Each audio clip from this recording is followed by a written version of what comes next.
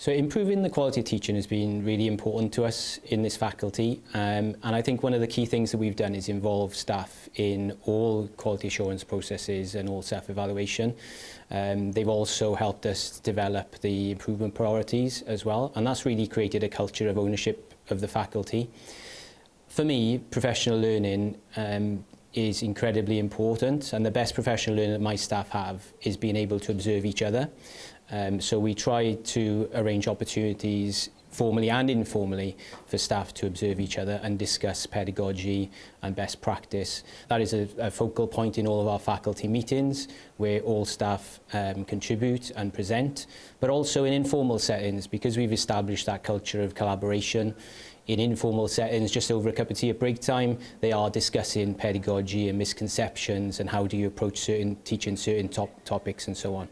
So I think gradually, as a team, we've all improved each other really, and I think that's been a really, really important focus for us. We have lots of times in departmental time to share practice and share ideas. We've got a really good ethos in this department where we're all willing to give something a go. We have lots of things going on. For example, if it's dirt, we've tried and edited a lot of different things as we've gone through them. And I think that's what's really important with us, is we're not afraid to give something a go. And if it doesn't work, we kind of say, okay, that didn't work, what else? And we have had that discussion together about what else could we try. We kind of go back and give it a go and see what we can do from there. Question has been a really important focus for us in this faculty. We know that asking students questions and probing into their understanding is incredibly important for assessment for learning, but also to push the learning along of all of the students in the class, not just those who you are questioning. We've used whole school questioning techniques that we follow, but we appreciate that certain ones work better in mathematics than others.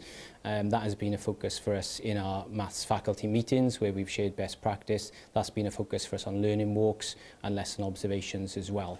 Okay, Bwrdd R Year 10. What we're going to do to start today is we're going to build on some of the work we've been doing regarding averages. So on your whiteboards, first thing I'd like you to do is on your own, I'd like you to find the mean, median, mode and range of those 5 numbers on the board. And I'm going to give you about 2 minutes to do that. For today's lesson, a real focus was developing deeper thinking amongst the pupils. The topic that we have approached today is averages and mean, median, mode and range. That is quite a procedural thing that students try and remember as best they can. But without that deeper thinking and deeper understanding, often they forget, then they mix them up. So one of the approaches I wanted to use today was to really develop their thinking, and that's why we did lots of problem-solving activities. We started with a sort of a skills check, which meant that I knew that students could do the basics and find the mean, median, mode and range. The questioning around that wasn't just right or wrong. It was really important to me to actually probe into those students' responses at that point.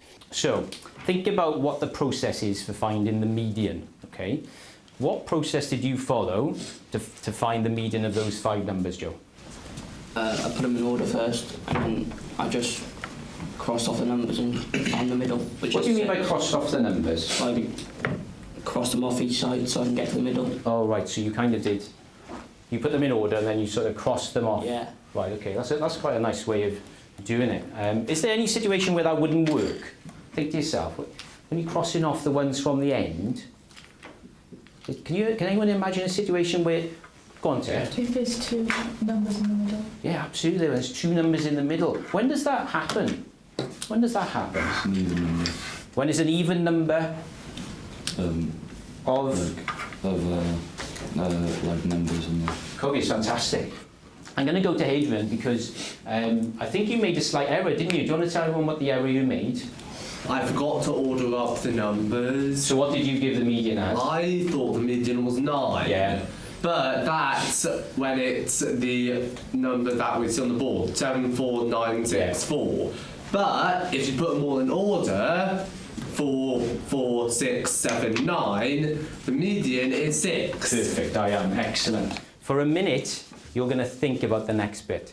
Now, if you look at my screen, you may think, oh, so we've already done this. 7, 4, 6, I recognise those numbers, okay?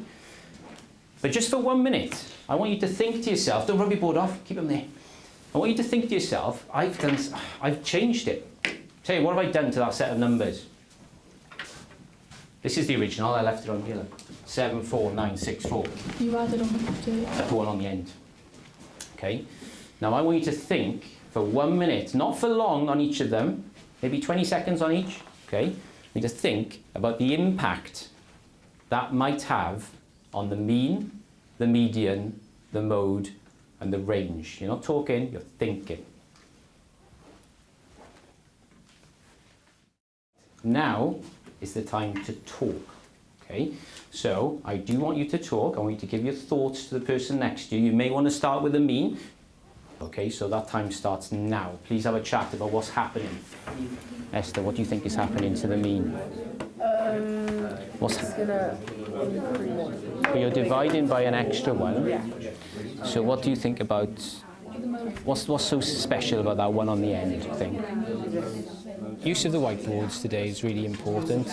It was really important to first of all gauge the understanding of the students as a whole, but also really important to draw out the misconceptions. And I think it's really useful when using whiteboards to target those students who are making small misconceptions and talking it through, and maybe using other students in the class to counteract those and share their dialogue that way.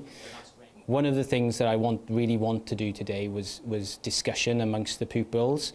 There were some tasks where there were two different answers potentially to the question, and I thought it was really important that they could not argue with each other, but give reasoned arguments to each other about who is right, and then using some of the maths from the first half of the lesson to back up those arguments. And that's an absolute, that's a real skill, not just in real life, but also when they sit their exams, they will have to use that skill as well.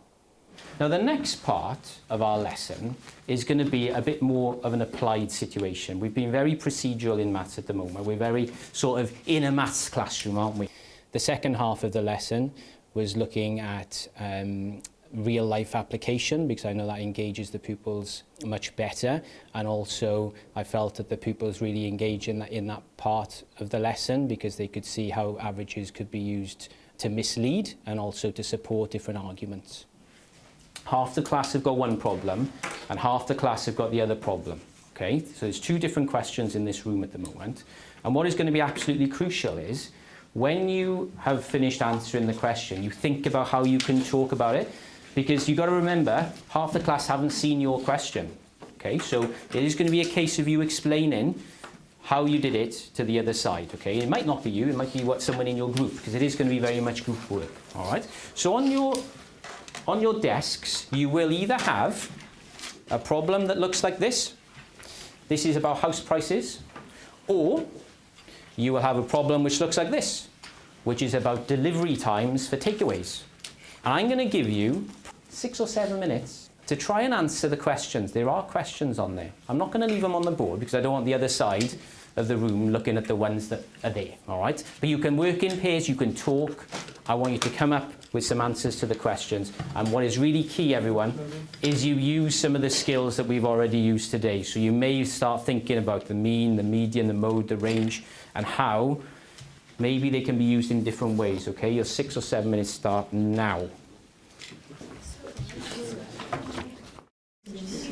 Right, how are we doing? What have we found out?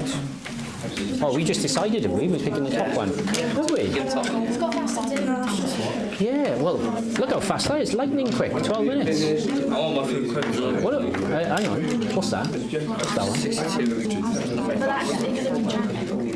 It could have been traffic. Well, the traffic is not affecting this group. Is it? That's just very consistent. What measure could I use out of the mean, median, mode and range to try and look at the spread? Yeah. Well, mode is most common, isn't it? On average, it takes you 33 minutes for this one. It may be that the averages work out so the top one is fastest, but what I'm really interested in is the consistency. It's very consistent. That one is, isn't it? How do we know that? How can we prove that with maths? It's all in the 30s. What figure would you give me to prove that it's consistent? Well, yeah, because there's a most common. Think about the 4 things, how widely they're spread. Which one of those four things? Mean, median, mode or range? Range. What's range? How do you find the range?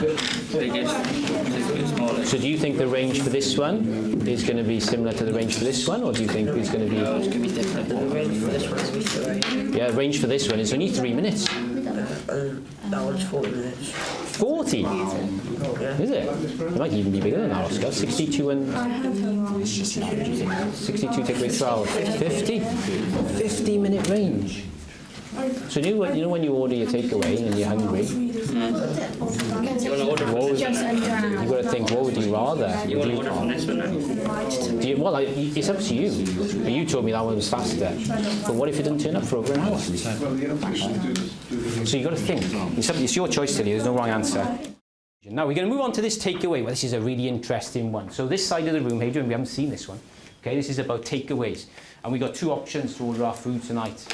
Okay, the first option, we looked into their last set of delivery times. Can you see them, Adrian? It's 12, 26, 18, 62, 38. Lots of different types of minutes there. James, what did you work out for the first one? I did the mean and range. You did the mean. Okay, what was the mean for restaurant 1? 30. 30. Okay, Olivia, did you get similar to that? Yeah. 30 minutes. Okay. Well, let's just get straight to it. Which restaurant would you pick, Olivia? B. B. Why is that? Sorry? Yeah, B. Why is that? Because the delivery times are really close together. So you've got an idea of when the food has arrived. Whereas with the first one, they're really spread out. So it could be anywhere from like 12 minutes to an hour. And what bit of maths told you that? The mode. The mode? Yeah. Yeah, that's definitely a bit of maths that could have told you that, because the mode, can you see, like, there's lots of most commons here on there. It's 33, 33, 33, 33. Anything else, though? Because I thought you said... Go on. The range. The range. What was the difference with the ranges then? The range for the first one was 50, and for the second one it was 2. Huge difference Yeah. there. Fantastic.